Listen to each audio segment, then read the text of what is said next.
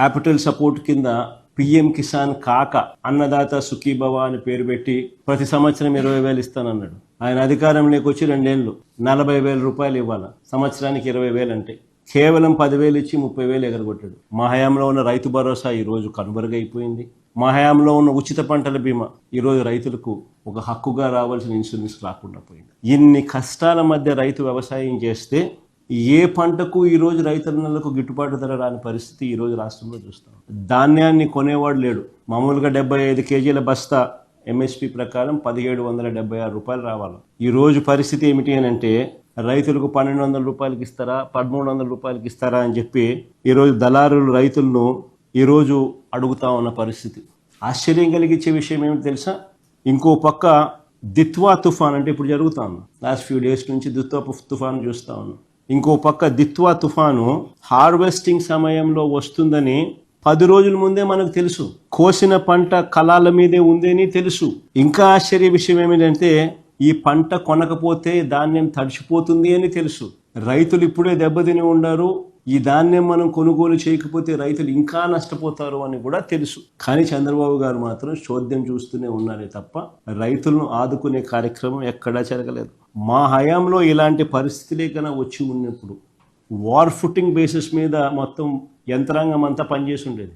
వెంటనే gunny bags వెంటనే వాటి మీద సప్లై అయి ఉండేది. లాజిస్టిక్స్ కోసం లారీలు వెంటనే రంగంలోకి దిగి ఉండేటివి. ఆర్బీకేలు వెంటనే యాక్టివేట్ అయి ఉండేటివి. పంట కొనుగోలు వర్షానికన్నా మునిపే టక టక టక టక టక టక కొనుగోలు చేస్తుండేవాళ్ళు. ఈ గతంలో జరిగాయి. కేజీ అరటి పన్ను ₹1. ఇంకా రైతులు ఎలా బతుకుతారని అడుగుతా ఉన్నా. ఇంతటి ఘోరంగా పాలన సాగుతూ ఉంది. అదే ఒకసారి గతంలో మా ప్రభుత్వ హయాంలో ఒకసారి పాలనను గుర్తు తెచ్చుకుంటే ఇలాంటి పరిస్థితులు ఇలాంటి సందర్భాలలో వైఎస్ఆర్సీపీ ప్రభుత్వ హయాంలో గతంలో అప్పట్లో అరటి చీనీ రైతుల కోసం ఏకంగా ప్రత్యేక రైళ్లు నడిపాం. అనంతపురం నుంచి ఢిల్లీకి, తాడిపత్రి నుంచి ముంబైకి, నంద్యాల కర్నూలు నుంచి గజియాబాద్కు, లక్నోకు ప్రత్యేక రైళ్లు నడిచినాయి.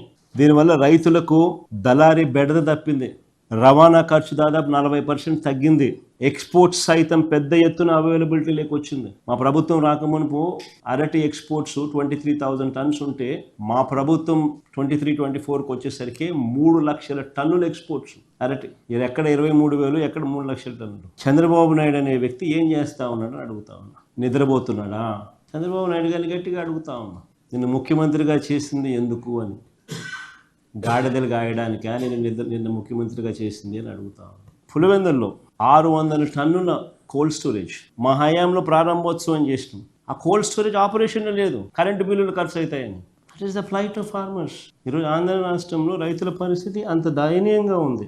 రైతులకు ఇచ్చిన ప్రతి మాట మోసంగానే తయారైపోయింది.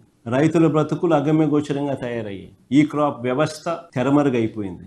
తూతూ మంత్రంగా ఈ క్రాప్ అంటే ఈ క్రాప్ చేశామన్నట్టుగా తయారయ్యాయే తప్ప ఆర్బీకేలో ఒక పోస్టర్ ఉండేది, ప్రతి పంటకు ఇది గిట్టుబాటు ధరలని. ఎక్కడైనా అటువంటి గిట్టుబాటు ధర రాని పరిస్థితి ఎక్కడైనా ఉంటే వెంటనే ఆర్బీకే యాక్టివేట్ అయ్యేది. వెంటనే జాయింట్ కలెక్టర్ ఇంటర్వ్యూన్ అయ్యేవాడు. ఆ ఆర్బీకే పరిధిలో ఆ పంటను కొనుగోలు చేసేవాడు. మార్కెట్లో కాంపిటీషన్ క్రియేట్ చేసేవాడు. దాదాపుగా 7,457 కోట్లు ఖర్చు చేసినాం మేము మార్కెట్ ఇంటర్వెన్షన్ ఫండ్.